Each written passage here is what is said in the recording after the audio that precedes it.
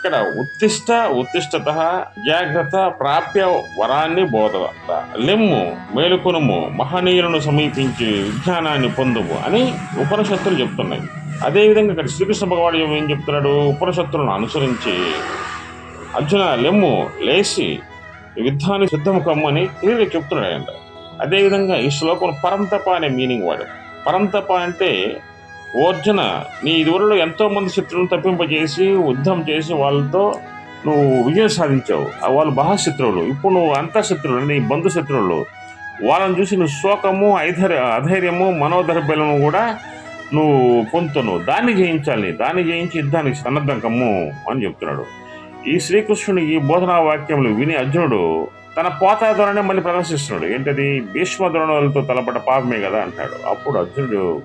అప్పుడు ఏం చెప్తాడంటే అర్జునుడికి శ్రీకృష్ణుడు, ధర్మం అనేది నీ స్వబంధువులకి నీ సొంత బంధువులకి ఒకేలా ఉండదు, పక్క వారికి వేరే విధంగా ఉండదు. ధర్మం అనేది నీ స్వబంధువులకు కానీ పరాయ వాళ్ళకి కానీ శత్రువులకు కానీ ఒకే ధర్మం ఉంటుంది.